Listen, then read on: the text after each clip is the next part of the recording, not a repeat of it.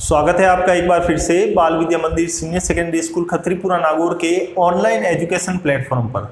साथियों, अपन ने 3 संसाधनों को कंप्लीट कर लिया है, भूमि संसाधन, मृदा संसाधन और जल संसाधन। आज अपने इस अध्याय का अंतिम संसाधन अपन लेते हैं प्राकृतिक वनस्पति व वन्य जीव संसाधन।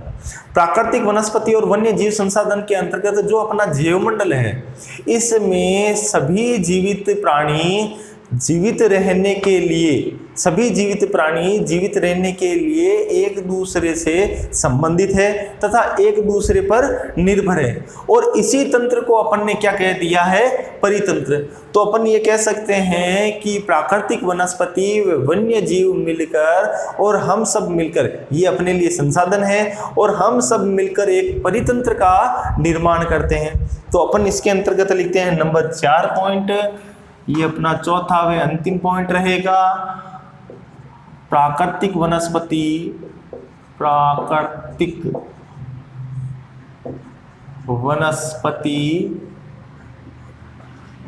एवं वन्य जीव संसाधन। प्राकृतिक वनस्पति और वन्य जीव संसाधन, इसके अंतर्गत सबसे पहला पॉइंट आ जाएगा, जैव मंडल में सभी जीवित जातियां जीवित रहने के लिए परस्पर एक दूसरे से संबंधित और निर्भर है। जैवमंडल में सभी जीवित जातियां जीवित रहने के लिए परस्पर एक दूसरे से संबंधित और एक दूसरे पर निर्भर है, और इस जीवन पर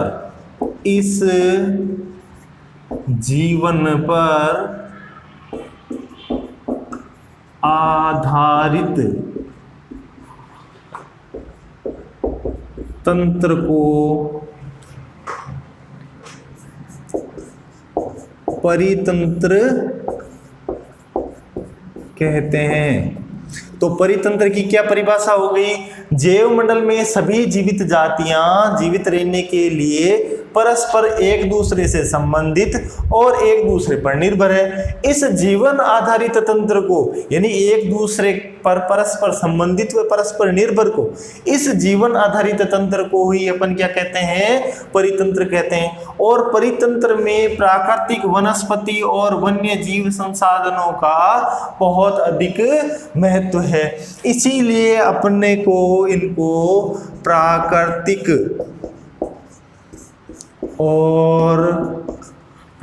वनस्पति और वन्य जीव हमारे लिए महत्वपूर्ण संसाधन है। अपन भी परितंत्र का हिस्सा है और ये भी इसी परितंत्र का हिस्सा है, इसलिए हमारे लिए ये महत्वपूर्ण संसाधन है, क्योंकि हम इनसे क्या क्या प्राप्त करते हैं। देखो, सबसे पहले पेड़ों से क्या प्राप्त करते हैं, ऑक्सीजन।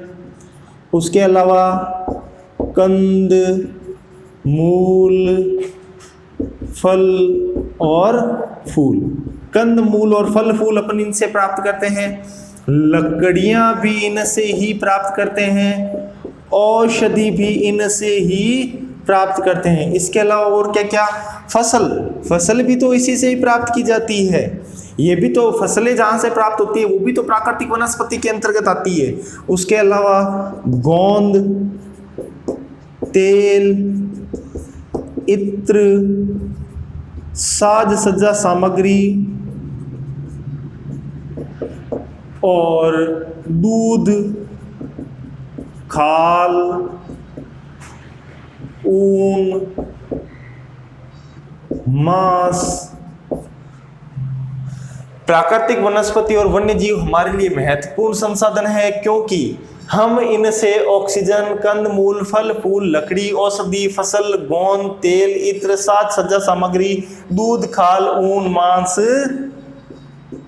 प्राप्त करते हैं। तो इस कारण ये अपने लिए क्या है, महत्वपूर्ण संसाधन है। ये आपके प्रश्न भी आ सकता है, प्राकृतिक वनस्पति और वन्य जीव हमारे लिए महत्वपूर्ण संसाधन है क्यों? तो अपने को यही बताना है हम इनसे ये चीजें प्राप्त करते हैं, इसलिए हमारे लिए ये महत्वपूर्ण संसाधन है। अब अपने ये बात आती है कि प्राकृतिक वनस्पति और वन्य जीव संसाधन की अपने इस परितंत्र में क्या भूमिका रहती है। तो यहां पर अपन अगली हेडिंग लगाएंगे, प्राकृतिक वनस्पति और वन्य जीव संसाधन की परितंत्र में भूमिका। जितनी लंबी हेडिंग है उतना ही छोटा उत्तर, जितनी लंबी हेडिंग है उतना ही छोटा क्या है, आपके उत्तर है। देखो, प्राकृतिक वनस्पति और वन्य जीव संसाधन इस परितंत्र में क्या भूमिका निभाते हैं। तो परितंत्र में दो प्रकार की भूमिका का निर्वहन ये करते हैं। सबसे पहले ये क्या बनते हैं, अपघटक, और दूसरे नंबर पर ये किसका निर्माण करते हैं, अपमार्जक।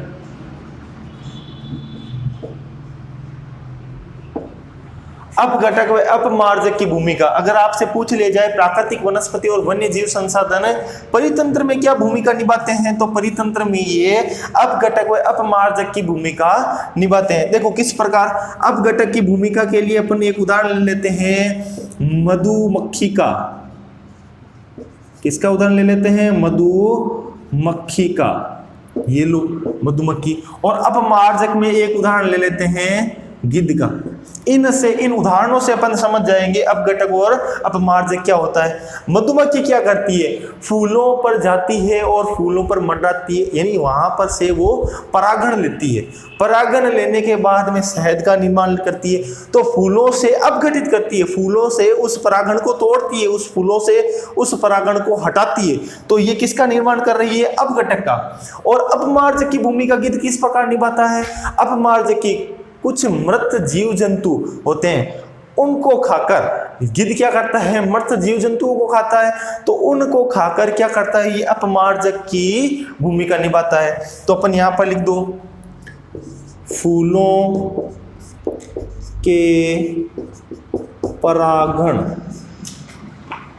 से शहद को प्राप्त कर। फूलों के परागण से क्या बनाती है, शहद बनाती है। इसी क्रिया को अपन ने क्या नाम दे दिया, अपघटक। और गिद्ध क्या करता है, मृत पशुओं को खाकर, मृत पशुओं को खाकर ये किसका निर्माण करता है, अपमार्जक। इस क्रिया को अपन क्या कहते हैं, अपमार्जक। तो ये हो गया आपके प्राकृतिक वनस्पति और वन्य जीव संसाधन परितंत्र में क्या भूमिका रखते हैं। एक बार मैं इसको रिवाइज कर देता हूं, फिर अपन आगे चलेंगे। जैव मंडल में सभी जीवित जातियां जीवित रहने के लिए परस्पर एक दूसरे से संबंधित और एक दूसरे पर निर्भर रहते हैं। इस जीवन पर आधारित तंत्र को ही अपन परितंत्र कहते हैं। वेरी इंपॉर्टेंट लगा लेना, बहुत इंपॉर्टेंट परिभाषा है और कई बार पूछी भी जाती है। ये भी इंपॉर्टेंट है।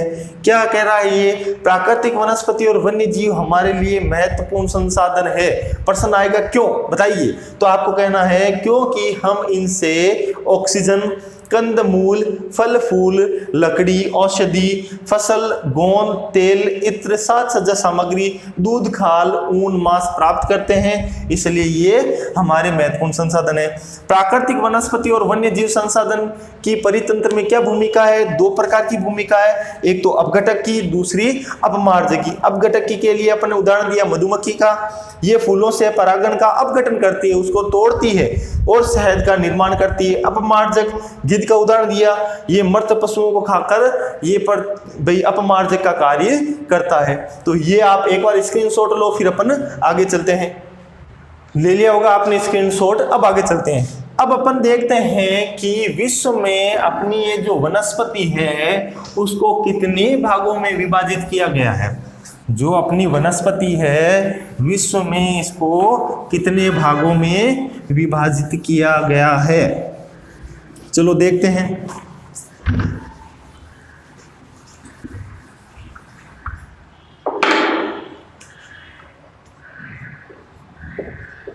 वनस्पति का वर्गीकरण, वैश्विक आधार पर आपके वनस्पति का जो वर्गीकरण किया गया है वो 4 भागों के अंदर किया गया है। कितने भागों में किया गया है? 4 भागों में विभाजित किया गया है। सबसे पहले क्या आएगा? वन। नंबर 2 पर आएगी आपके घास।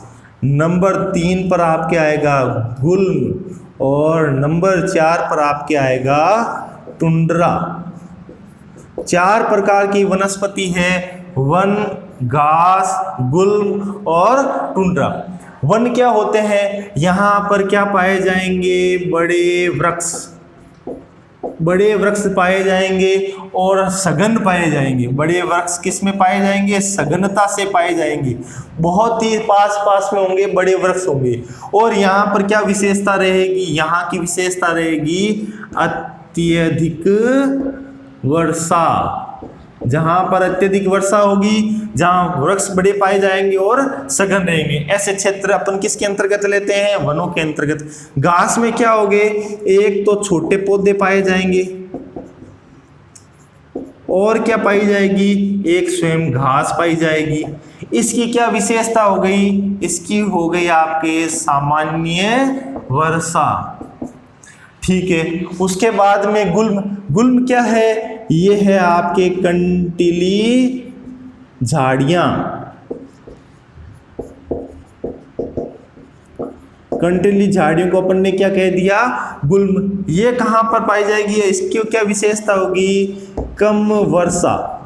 कम वर्षा वाले क्षेत्रों में कंटीली झाड़ियां या कांटेदार वृक्ष, कांटेदार वृक्ष पाए जाएंगे, ठीक है। ये आएगी आपके कम वर्षा के अंदर।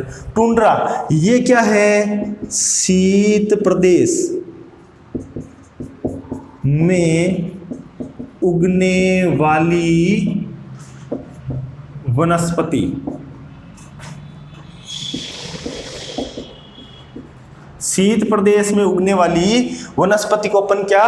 टुंड्रा कहते हैं। तो अगर आपसे ये भी पूछा जा सकता है टुंड्रा किसे कहते हैं? शीत प्रदेशों में उगने वाली वनस्पति को क्या कहा जाता है? टुंड्रा कहा जाता है। शीत प्रदेशों में उगने वाली वनस्पति को टुंड्रा कहा जाता है। 2 वनस्पतियों के नाम याद रखना जो आपकी किताब के अंदर आए हुए हैं, एक तो है आपके मास और दूसरा है लाइकेन। ये दोनों शीत प्रदेशों में उगने वाली वनस्पति है। मास और लाइकेन कहाँ उगती है? शीत प्रदेशों के अंदर उगती है। तो वापस एक बार देखिए, वैश्विक स्तर पर वनस्पति का वर्गीकरण 4 भागों में किया गया है। नंबर 1 पर वन, नंबर 2 पर घास, नंबर 3 पर गुल्म और नंबर 4 पर टुंड्रा। बड़े वृक्ष और वृक्षों की सघनता, अत्यधिक वर्षा, ये किसकी विशेषता है? वनों की। छोटे वृक्ष या छोटे पौधे, घास, सामान्य वर्षा, किसकी विशेषता है? घास वाले क्षेत्रों की। कंटीली झाड़ियां, कांटेदार वृक्ष और कम वर्षा, किसकी विशेषता है? गुल्म की। और नंबर 4 पर शीत प्रदेश में उगने वाली वनस्पति, मास या लाइकेन जैसी वनस्पति, किसकी विशेषता है? टुंड्रा प्रदेश की। अब ये तो बात होगी। अब अपन कहते हैं कि इस वनस्पति का संरक्षण होना चाहिए। किसका संरक्षण होना चाहिए? वनस्पति, किसी वनस्पति प्राकृतिक वनस्पति और वन्य जीव संसाधन, इनका क्या होना चाहिए? संरक्षण होना चाहिए। तो सबसे पहले तो क्या समस्या आई जो संरक्षण करना जरूरी है? तो अपन देखो, सबसे पहले आई वनोन्मूलन, दूसरी संख्या आई बढ़ती जनसंख्या के कारण अंधाधुंध निर्माण कार्य। बढ़ती जनसंख्या के कारण अंधाधुंध क्या हो रहा है? निर्माण कार्य। तीसरा आ जाएगा आपके मृदा अपरदन के कारण भी यहाँ पर इनका संरक्षण करना जरूरी है। नंबर 4 पर आपके आ जाएगा शिकार या आखेट। शिकार या आखेट के लिए भी अपने को इनका संरक्षण करना जरूरी है। नंबर 5 पर आ जाएगा आपके दावानल और नंबर 6 पर आपके आ जाएगा भूस्खलन। तो इन कारणों के कारण अपने को प्राकृतिक वनस्पति व वन्य जीव संसाधन का संरक्षण करना जरूरी है। एक बार वापस देखो कौन कौन से? वनोन्मूलन, वनों का उन्मूलन, वनों को काटना, बढ़ती हुई जनसंख्या के कारण अंधाधुंध निर्माण कार्य जिसके कारण वनोन्मूलन हो रहा है, मृदा अपरदन, शिकार या आखेट, दावानल क्या होता है? जंगल की आग, जंगल में लगी आग जिसके कारण क्या होता है? बहुत सारे जो वन्य जीव और प्राकृतिक वनस्पति नष्ट हो जाती है। और भूस्खलन, इसके कारण भी वन्य जीव और वनस्पति को नुकसान उठाना पड़ता है। अब ये पूछ रहा है आप वनों का संरक्षण क्यों करेंगे? आप क्यों करेंगे भाई? अपन ने सबसे पहले क्या कहा था? ये हमारे लिए क्या है? संसाधन।